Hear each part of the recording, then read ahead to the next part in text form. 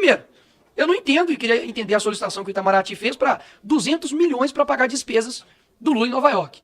200 milhões para pagar despesas do Lula em Nova York. Antes de mais nada, eu quero deixar registrado aqui que é impossível extrair a verdade dos ministros do Lula que vêm até essa casa, porque as nossas instituições elas estão viciadas. Já não há mais espírito público para se defender Estado, só defesa de governo. Então fica muito difícil, de fato, extrair a verdade. A gente, com a esquerda, você tem que expor, muitas vezes você não tem que debater.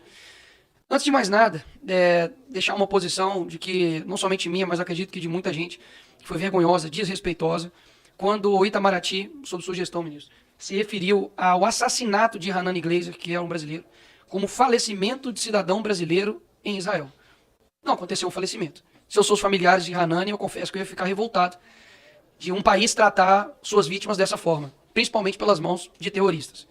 Além do mais, antes de fazer as minhas perguntas, são bem objetivas, basicamente é só sim ou não, de que eu ouvi aqui alguns deputados do PT dizendo a respeito, por exemplo, da suspensão dos vistos de estudante pelos Estados Unidos, de que isso seria uma medida, enfim, praticamente totalitária.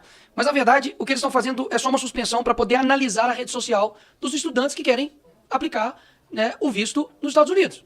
Ou seja, um cara aqui, na sua rede social, um comunistinha de meia tigela, fica falando mal dos Estados Unidos, do Trump, como, por exemplo, o deputado aqui, Janones, que quase praticamente que negou o atentado que aconteceu com o Trump, e daqui a pouco está querendo estudar nos Estados Unidos. Não. Sua rede social vai ser avaliada. Talvez você não tenha visto para poder estudar nos Estados Unidos. Segundo ponto, que aí vem um reflexo absurdo do Itamaraty, que, enfim, concede a mais alta honraria do Ordem do Rio Branco, de Rio Branco para Janja, que confesso que é a norte-artilheira, a nossa camisa 10, mas que, poxa, em termos de âmbito internacional, é gafe atrás de gafe. Primeiro, eu não entendo e queria entender a solicitação que o Itamaraty fez para 200 milhões para pagar despesas do Lula em Nova York. Sim, é inacreditável. Se eu parar para poder ver os problemas estruturais do nosso Brasil, são 100 milhões, deputado Felipe Barros, de pessoas que não têm saneamento básico no nosso país. Aí você destina 200 milhões para pagar a despesa do Lula em Nova York? Que isso, a Janja realmente é bem cara. Que chega e xinga o Elon Musk, o homem mais rico do mundo, e não somente por ser rico, mas pela sua capacidade extraordinária, que praticamente ninguém fez. O cara literalmente fez o foguete da ré e manda ele para aquele lugar. Enfim, essa é a pessoa que, ao lado do Xi Jinping, pede para poder regular as redes aqui no Brasil. E aí eu começo as minhas perguntas. A PGR deveria também abrir um inquérito contra a Janja por ataque à soberania nacional, por quebrar o protocolo e fazer esse pedido ao presidente da China para poder regular o conteúdo do TikTok no Brasil? O ministro Barroso deve ser investigado por abolição do Estado Democrático de Direito por solicitar ajuda aos Estados Unidos nas eleições aqui de 2022. Terceira pergunta. Lula e Zanin, que na época era seu advogado e hoje é ministro do STF, devem ser investigados e presos por solicitar ajuda à ONU por supostos abusos de autoridades na investigação da Lava Jato. Quando o PT acionou a OEA, alegando que o impeachment da Dilma foi um golpe, eles também deveriam ter sido neutralizados, senhor ministro. Porque o que na mídia foi dito é de que a Maria Luísa, embaixadora, foi encarregada pelo Itamaraty para poder neutralizar o Eduardo Bolsonaro nas suas ações no exterior. A Glaze deveria também ser enquadrada como ataque à nossa soberania nacional, quando ela foi até um canal árabe, Al Jazeera, pedir para que os árabes lutassem pela soltura do Lula. E agora uma pergunta extremamente objetiva, sim ou não? O senhor concorda com a frase do seu chefe, Lula, de que após, se caso o Trump ganhasse, seria nazismo com outra cara? Porque ele ganhou. Então quer dizer que agora o Lula, ele considera o Trump como um nazista com outra cara, um nazismo com outra cara? Um outro ponto interessante aqui que a gente esquece de onde, enfim, veio o PT, de onde veio essa galera e o que eles já fizeram em nível internacional com o Brasil. Em 96, Raul Reis participou do Foro de São Paulo. Sabe quem era Raul Reis? Ele era líder das Farc, Forças Armadas Revolucionárias Colombianas, que é responsável pelo maior narcotráfico da América Latina, juntamente aí com o PCC, enfim. E nessa ocasião, quem mais estava lá? Os fundadores do Foro de São Paulo. Lula e também Hugo Chávez e também Fidel Castro. Vamos lá.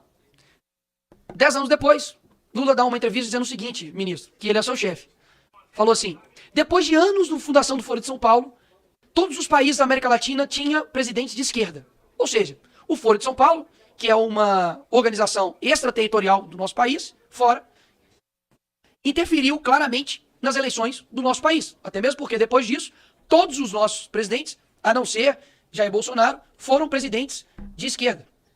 Ou seja, é inacreditável como isso simplesmente esquece e foge das nossas mentes. E eu me recordo que durante a faculdade, inclusive, falava sobre o Foro de São Paulo, denunciávamos isso e éramos tratados como loucos. Se os senhores tiverem um mínimo de curiosidade, não é simplesmente um encontro de amigos que vão lá e falam sobre política externa, não. Há atas, há metas, e as metas são cumpridas. Ou seja, de fato, é inacreditável como o atual governo ignora não somente o seu passado, mas também tem ignorado o presente e tem deixado os interesses dos brasileiros de lado. O governo brasileiro recusa a sugestão, talvez, né, de considerar a PCC e Comando Vermelho como organizações terroristas.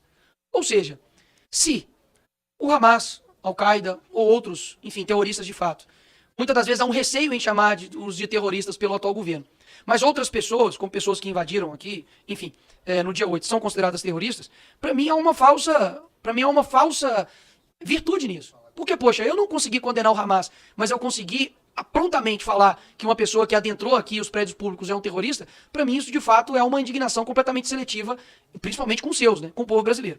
Então, quero deixar, enfim, tudo isso aqui registrado, que me lamenta muito assim, o caminho que a gente toma, porque, afinal de contas, são instituições que deveriam prezar pelo bem público, pelo bem dos brasileiros, e o que eu menos escuto aqui nessa casa é Brasil. É o que eu menos escuto. Há uma defesa de governo, há uma defesa do presidente, há uma defesa até da Janja, inacreditável. Há uma defesa, enfim, a tudo. A AGU defende o STF defende deputados de esquerda judicializam tudo e jogam tudo para o STF quando lhes convém, e nada de se resolver de fato o problema do nosso país. Porque me parece que sempre, pastor Marco Feliciano, quando o ministro vem aqui nessa casa, tá tudo bem, pô. Parece que eu vivo na Suíça, Sargento Paulo. Se pegar todas as falas dos ministros do Lula aqui nessa casa, parece que nós estamos na Dinamarca. Porque, afinal de contas, não tem nada de errado. Então, parece que eu tenho que dar parabéns para vocês. Então, parabéns. Tá tudo bem. Não tem nada que ser resolvido. O Brasil tá caminhando, a economia tá ótima, nossa cultura tá bem, a violência tá excelente, a nossa imagem no exterior também tá excelente. Meus parabéns pelo grande trabalho que vocês estão fazendo. Espero que vocês nunca mais voltem ao governo desse país. Obrigado, presidente. Obrigado, deputado Nicolas. Deputado Lindbergh.